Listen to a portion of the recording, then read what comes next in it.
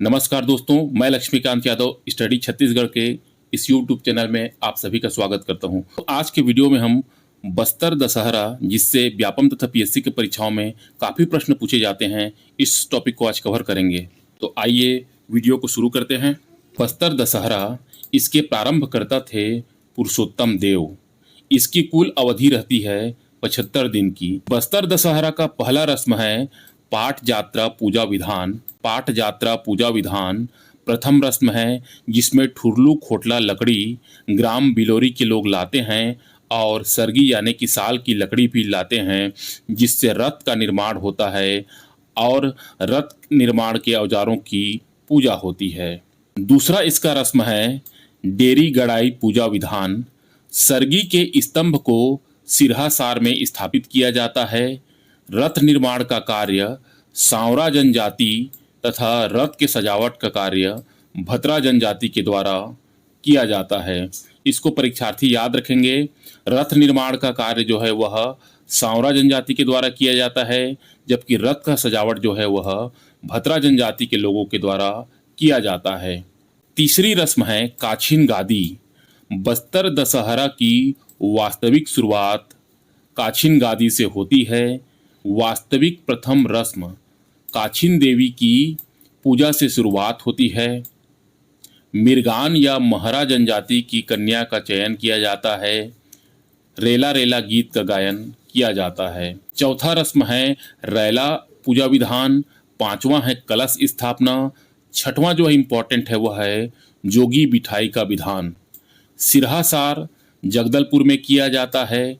आमापाल के जोगी परिवार के लोग जो कि हलबा जनजाति से संबंधित हैं, इनके द्वारा यह कार्य किया जाता है तथा मुंडा जनजाति के द्वारा डिबडिबी या मुंडा बाजा बजाया जाता है। सातवां रस्म है रथ की परिक्रमा या रथ परिक्रमा। तो यहाँ पर फूल रथ होता है जिसमें 4 पहिए होते हैं। अश्विन शुक्ल द्वितीय से सप्तमी तक यह कार्यक्रम होता है। रथ खींचने का कार्य मुड़िया तथा धुरवा जनजाति के द्वारा किया जाता है। यहाँ पर प्रश्न पूछा जा सकता है कि बस्तर दशहरा में रथ की परिक्रमा के समय रथ को खींचने का कार्य किन जनजातियों के द्वारा किया जाता है। तो यहाँ पे ऑप्शन में रहेगा मुड़िया या धुरवा, तो उसको उस समय के हिसाब से चयन करना है। 8वां रस्म है बेल पूजा व दंतेश्वरी माता को न्योता। 9वां है मावली माता का परघाव या आगमन। जिया डेरा में रुकने का स्थान दिया जाता है। 10वां है निशा यात्रा कार्यक्रम। 11वां है कुंवारी पूजा विधान और 12वां है जोगी उठाई व मावली परघाव। सिरहासार में बैठे जोगी को उठाया जाता है। 13वां रस्म है भीतर रैनी। विजयदशमी अश्विन शुक्ल दशमी के दिन मनाया जाता है। इसमें 8 चक्कों का रथ, जिसे विजय रथ कहा जाता है, माँ दंतेश्वरी की छत्र लेकर पुजारी बैठते हैं। विजय रथ को खींचने का कार्य माड़िया जनजाति, जो कि किलेपाल नामक गांव के माड़िया के द्वारा किया जाता है। रथ को चोरी कर कुम्हड़ाकोट ले जाया जाता है भतरा जनजाति के द्वारा। भतरा जनजाति के युवक विशेष वेशभूषा में रहते हैं, जिसे धनु कांडिया कहते हैं। 2 पॉइंट इसमें से रहेगा। एक है हमारा फूल रथ, जो कि 4 पहिए वाला रथ रहता है, और इस रथ को खींचने का कार्य मुड़िया और धुरवा जनजाति के द्वारा किया जाता है। जबकि दूसरा रहता है 8 चक्कों वाला रथ, जिसे विजय रथ कहा जाता है। इस विजय रथ को खींचने का कार्य किलेपाल के माड़िया जनजाति के द्वारा किया जाता है तथा इस रथ को चोरी करके कुम्हड़ाकोट ले जाया जाता है भतरा जनजाति के द्वारा। तो प्रश्न यहाँ पर पूछा जा सकता है कि विजय रथ को चोरी कौन से जनजाति के द्वारा किया जाता है। तो इसका सही उत्तर हो जाएगा भतरा जनजाति के द्वारा।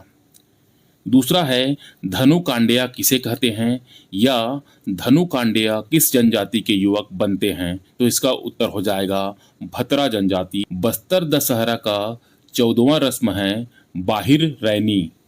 यह आश्विन शुक्ल एकादशी को मनाया जाता है।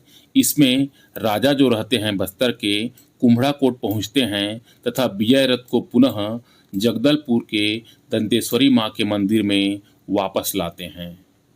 15वां रस्म है मुरिया दरबार।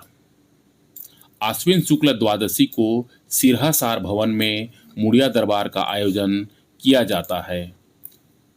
16वां रस्म है ओहाड़ी। इसी को कुटुंब यात्रा बोलते हैं, इसी को गंगा मुड़ा यात्रा बोलते हैं, जो कि बस्तर दशहरा की अंतिम रस्म है। यहाँ विभिन्न जगहों से आए देवी देवताओं को खुशी खुशी अपने क्षेत्रों में विदा करना होता है। तो इस तरह से हमने देखा बस्तर दशहरा का जो पहला रस्म है वो है पाठ यात्रा पूजा विधान, और वास्तविक शुरुआत जो होता है बस्तर दशहरा का वो काछिन गादी से होता है, और अंतिम जो रस्म है बस्तर दशहरा का वो है ओहाड़ी या कुटुंब यात्रा या गंगा मुड़ा यात्रा। हाल ही में पीएससी के परीक्षा में यह प्रश्न पूछा गया था कि बस्तर दशहरा का अंतिम रस्म कौन सा है, और इसका उत्तर था ओहाड़ी। तो दोस्तों, इस तरह से आज के वीडियो में हमने बस्तर दशहरा से संबंधित महत्वपूर्ण उन तथ्यों को देखा संक्षिप्त में, जो कि हाल फिलहाल के परीक्षा में या तो पूछे जा चुके हैं या जिनके पूछे जाने की संभावना ज़्यादा बनती है। अगर आपको हमारा ये प्रयास अच्छा लगता है तो हमारे चैनल को सब्सक्राइब कीजिए, वीडियो को लाइक कीजिए, अपने दोस्तों में शेयर कीजिए। मिलते हैं इसी तरह के एक और वीडियो में। तब तक के लिए पढ़ते रहिए, बढ़ते रहिए। Stay motivated. जय हो।